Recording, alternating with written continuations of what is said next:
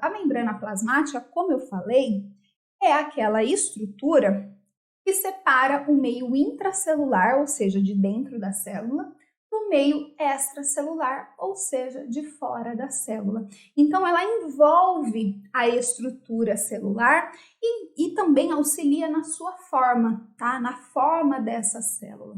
Quais são as funções da membrana plasmática? Revestimento, então, celular, tá bom? Revestimento celular, comunicação e interação celular e o transporte de substâncias. A membrana plasmática tem essa super característica mega importante aqui para vocês, que é a permeabilidade seletiva. O que isso quer dizer? Que essa membrana, ela é permeável, tá? Mas ela é permeável a certas substâncias. A membrana plasmática, devido à sua composição, ela consegue selecionar aquilo que passa por ela, aquilo que entra na célula, aquilo que sai da célula. Tudo bem? Então, o transporte de substâncias, a permeabilidade seletiva é uma característica muito importante que vocês não podem se esquecer em relação à membrana plasmática. Falei de composição, daquilo que atravessa, daquilo que não atravessa. Olha aqui para uma carinha da membrana plasmática aqui nessa imagem. A membrana plasmática ela é constituída por uma bicamada lipídica, ou seja, por uma camada dupla de lipídios. E esses lipídios, pessoal, olha aqui, são principalmente fosfolipídios. Fosfolipídios são aqueles lipídios que apresentam uma cabeça polar e duas caudas apolares. São moléculas anfifílicas ou anfipáticas, tudo bem? Isso quer dizer que elas têm tanto afinidade com a água quanto não têm afinidade com a água, dependendo da parte que a gente estiver tratando. As cabeças polares interagem com a água, a cabeça, perdão, polar interage com a água, enquanto as caudas apolares não interagem com a água. Por isso que ocorre a formação da bicamada lipídica. Vamos pensar assim, joguei um monte de fosfolipídio num copo com água. O que acontece espontaneamente? Esses fosfolipídios, eles tentam proteger as suas porções apolares e deixam expostas as suas porções polares. As porções polares ficam em contato com a água. Então, essa bicamada lipídica apresenta três lâminas, né? Essa lâmina aqui apolar e aqui duas lâminas, duas camadinhas que são polares. Os fosfolipídios formam a bicamada lipídica. Entretanto, existem outros componentes, né, nessa estrutura da membrana, que são as proteínas. Essas proteínas, elas podem ser proteínas transmembrana ou intrínsecas, né, que são essas proteínas integrais também chamadas, que são essas proteínas que se inserem totalmente na bicamada lipídica, ok? Mas existem também aquelas proteínas que são chamadas de periféricas ou extrínsecas, e elas estão presentes apenas em um dos lados da bicamada, tudo bem?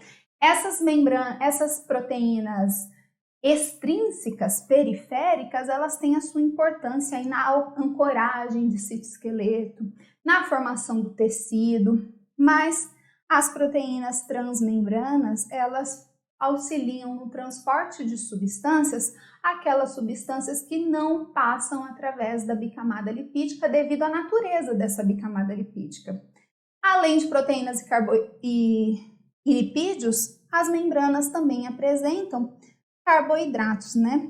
Quando a gente fala em carboidratos de membrana, a gente tem que saber que esses carboidratos, eles podem se ligar tanto aos lipídios quanto às proteínas, formando glicolipídios ou glicoproteínas, e eles formam uma camada aí hidratada, né, na parte externa da membrana plasmática. Fica ali, então, na região em contato com o meio extracelular, tá?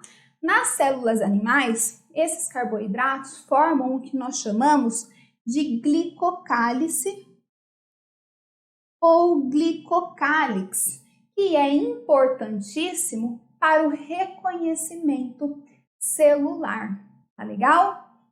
Bom, pessoal, vamos lá, olha aqui. mudei aqui de slide para a gente conversar.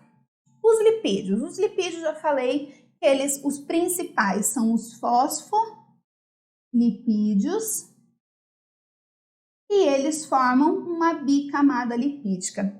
Essa bicamada lipídica, ela apresenta fluidez, tá? É uma bicamada lipídica fluida que forma um mosaico fluido. Essa fluidez, gente, ela é determinada pela composição de ácidos graxos que formam essa bicamada. Olha aqui a estrutura de um fosfolipídio. Ele tem uma cabeça polar e duas caudas apolares. Essas caudas apolares são cadeias de ácidos graxos, ok? E as cadeias de ácidos graxos que compõem aí a membrana, que compõem os fosfolipídios, eles apresentam ao menos uma insaturação, ao menos uma dupla ligação. Isso é importante para o Enem, cobraram ano passado, tá? Apresentam aí insaturações. Esse número de insaturações na cadeia de ácidos graxos pode ser maior ou menor. Quanto maior o número de insaturações, mais fluida é a membrana, a bicamada lipídica. Quanto menor o número de insaturações, quanto mais saturada a cadeia de ácidos graxos, menor a fluidez da membrana. Por quê? Porque essas insaturações, essas duplas ligações, causam quebras nas cadeias de ácidos graxos, tá? Na cadeia de ácidos graxos. O que acontece se ocorre essa quebra? Essas cadeias se tornam mais rígidas, fica mais difícil de uma cadeia de ácido graxo interagir com a outra. Se fica mais difícil, eu tenho que essa membrana vai ficar mais fluida. Enquanto se os ácidos graxos forem mais saturados, eles conseguem interagir mais entre si. Se eles interagem mais entre si, a gente tem uma membrana menos fluida. Ok? Importante para o Enem saber desse ponto aí, dessas quantidades de insaturações e como isso influencia. Sobre as proteínas, vou colocar aqui, sobre as proteínas, elas podem fazer a ancoragem, elas têm diversas funções e, na verdade, elas são as que realizam a maior parte das funções determinadas pela membrana plasmática, porque elas fazem ancoragem, elas funcionam como receptores e elas também fazem o transporte de moléculas e íons. Existem aqueles elementos que atravessam a bicamada lipídica. Quais são eles? Gases, gás carbônico, gás oxigênio, que são moléculas aí apolares, tá? A gente tem que lembrar que a bicamada lipídica tem aquela porção interna que é apolar, ok? Então, os compostos apolares pequenos atravessam a bicamada lipídica. Compostos polares pequenos também conseguem atravessar. Molécula de água também consegue atravessar. Etanol também consegue. Entretanto, moléculas carregadas positiva ou negativamente ou moléculas grandes não vão atravessar a bicamada lipídica. Como é que elas atravessam? Como é que acontece o transporte do meio extra para o meio intra e vice-versa? Através das proteínas inseridas nessa membrana plasmática. Tá legal? Essas proteínas, elas podem formar canais, elas podem ser do tipo carreadoras.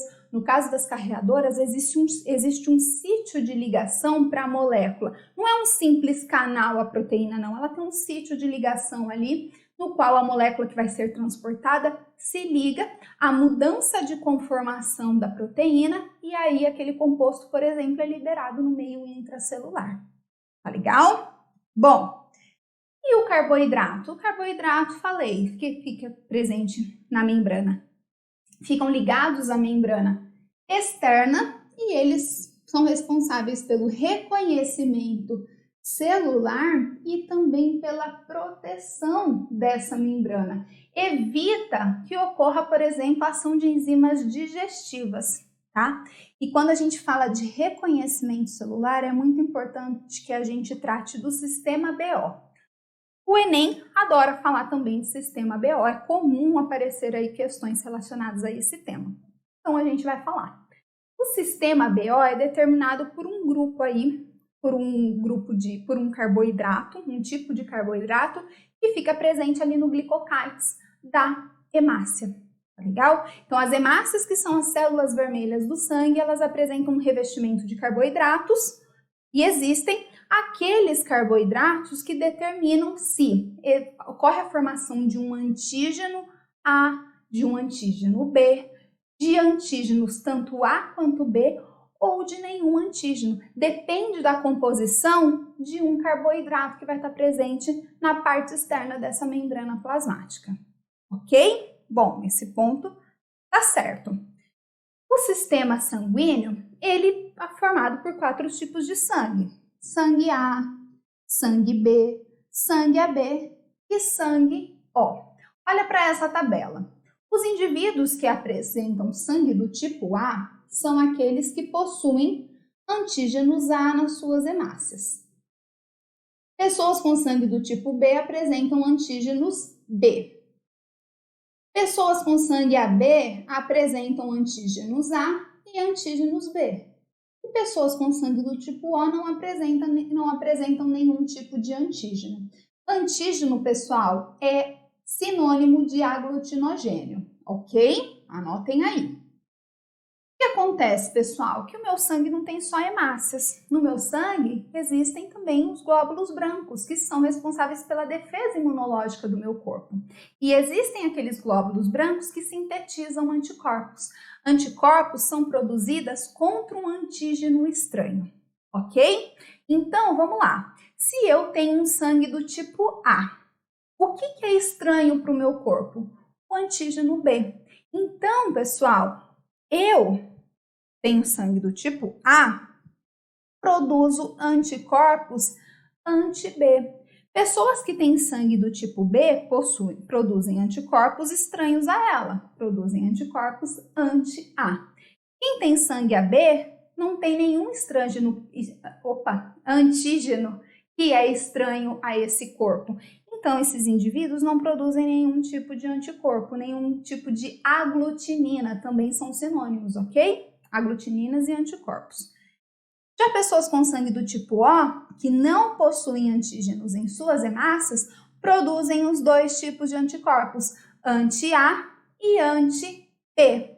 Tudo bem? O que acontece? Por que é importante a gente saber disso? Porque nós temos que fazer essas considerações quando a gente tem um exercício relacionado à transfusão sanguínea. Por quê, pessoal? Porque as pessoas devem receber sangue que é compatível com o sangue delas. Por quê? Porque se eu recebo um sangue que não é compatível com o meu organismo vai produzir anticorpos. Esses anticorpos vão se ligar especificamente a esses antígenos estranhos. Vai acontecer o que nós chamamos de reação antígeno-anticorpo e vai ocorrer a aglutinação ou coagulação sanguínea. Então, qual é a compatibilidade sanguínea? Quem pode doar para quem? É esse esquema que a gente tem aqui no lado, tá? Olha aqui. Pessoas com sangue do tipo O podem doar sangue para todos os outros tipos sanguíneos. Por quê, pessoal? Porque essas pessoas, o sangue O, não tem antígenos nas suas hemácias. Tanto faz se a pessoa produz anticorpo ou não tem onde se ligar. Então, pessoas com sangue do tipo O são doadores universais, tá? Pessoas com sangue do tipo A doam sangue para A e doam sangue para a B. Por quê? Porque a B não produz nenhum tipo de anticorpo, pode receber uma hemácia que tem antígeno A. Pessoas com sangue do tipo B podem doar para a B e para a B o seu próprio tipo sanguíneo e podem doar também para aquele grupo que não produz nenhum anticorpo. E pessoas com sangue do tipo AB só podem doar para AB, porque produzem os 2 tipos de anticorpos. Os outros tipos de antígenos, os outros tipos sanguíneos produzem anticorpos que podem se ligar a esses antígenos, causando a aglutinação. Então, pessoas com sangue do tipo AB são receptores universais, recebem sangue O, A, B e AB, enquanto pessoas com sangue O são doadores universais, mas recebem sangue apenas de O também. Por quê? Porque produzem ambos os tipos de anticorpos. Fechou? Fechou. Importantíssimo isso, já estão sabendo legal, né? Estão sabendo legal. Pessoal, isso em relação então a carboidratos, e a gente precisa falar um pouco melhor sobre transporte através da membrana antes da gente finalizar a parte de membrana. Olha aqui, tipos de transporte. Transporte passivo e transporte ativo. O transporte passivo é aquele que acontece sem gasto de energia, que acontece espontaneamente visando igualar concentrações de um composto no ambiente, em comparação ao ambiente interno e ao ambiente externo, tá? No transporte passivo, acontece um transporte de uma substância de um lado para o outro, visando igualar concentrações, o equilíbrio, tá? No transporte ativo, nós temos que é um transporte realizado com gasto de energia, que demanda ATP. Por quê? Porque ele é feito contra um gradiente de concentração. É um transporte que é realizado mandando uma substância, não é espontâneo, tá? Ele é um transporte que acontece mandando uma substância que está escassa em um lugar, mesmo assim para o outro lugar. Vamos dar uma olhada aqui no esquema. Então, transporte passivo é o transporte que acontece, deixa eu colocar aqui a caneta, sem gasto de ATP. Já o transporte ativo, com gasto de ATP. Por quê? Porque é feito contra o gradiente de concentração. Quais são exemplos de transporte passivo? Difusão simples, osmose e difusão facilitada. Diferenças: difusão simples são aquelas moléculas, aqueles solutos que são transportados de um meio em que eles estão presentes em maior concentração para o meio em que eles estão presentes em menor concentração, visando o quê? Igualar concentrações. A difusão facilitada acontece assim: solutos são transportados de onde eles estão em maior concentração para onde estão em menor concentração. Entretanto, não é feito através da membrana, e sim por intermédio de uma proteína facilitadora desse transporte. Essa proteína ela pode atuar como uma proteína canal, como uma proteína carreadora. Principal exemplo de composto, de molécula que é transportado por difusão facilitada: a glicose, tá? A glicose não atravessa a bicamada lipídica, ela atravessa essa bicamada por intermédio de uma proteína que faz esse transporte dela. E como que é feito esse transporte? A insulina, que é um hormônio que regula os níveis de glicose no sangue, essa insulina se liga a um receptor de membrana que promove a abertura desse canal de glicose. E aí a glicose passa do meio mais para o meio menos concentrado. E a osmose? A osmose acontece quando a gente fala de transporte de água. Transporte de água de um meio menos concentrado para um meio mais concentrado. A água é um solvente. Esse solvente vai passar de onde ele está presente, onde está mais diluído, para onde está mais concentrado, visando igualar concentrações. Olha aqui para a figura. Olha a difusão simples. Moléculas que se difundem pela bicamada lipídica, atravessando de onde elas têm um maior gradiente para onde tem um menor gradiente de concentração. Olha a difusão facilitada, também acontecendo no mesmo sentido, só que por intermédio de proteínas transmembranas. Aqui a gente tem uma proteína canal e aqui uma proteína carreadora, tá? E o transporte ativo?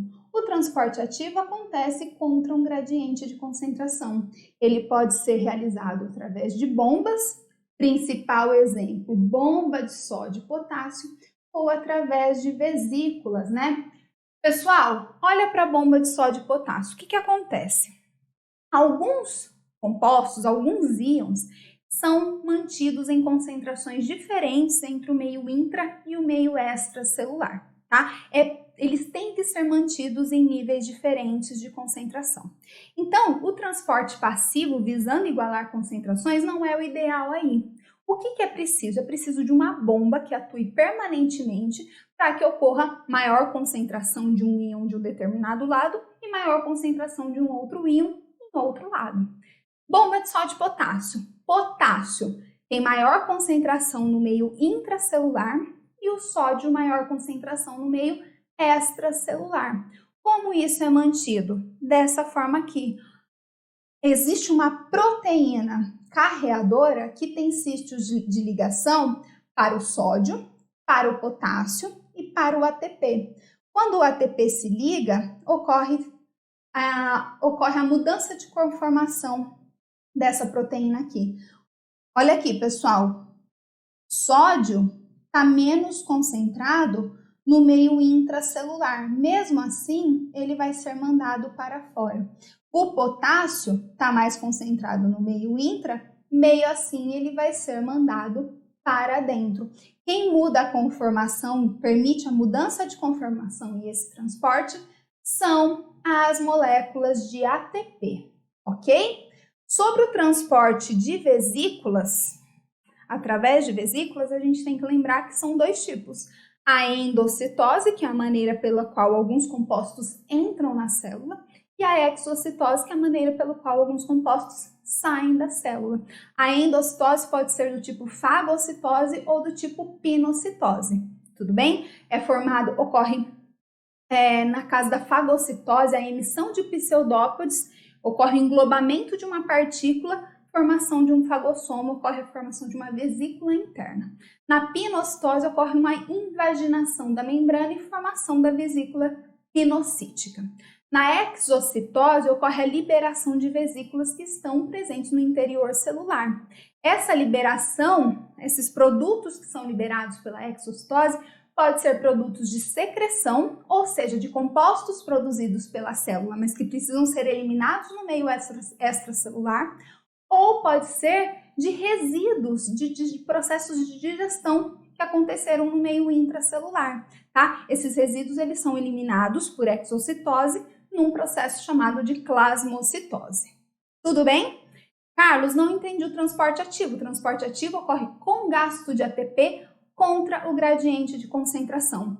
Vamos falar um íon. Um íon, ele tem uma concentração pequena no citoplasma e grande, uma concentração grande no meio extracelular. Qual é a tendência natural das coisas? Que onde tem muito desse íon, diminua, vá para onde tem menos. Mas isso não é o que acontece no transporte ativo. No transporte ativo, esse íon é transportado de onde tem menos para onde tem mais, feito contra o gradiente de concentração.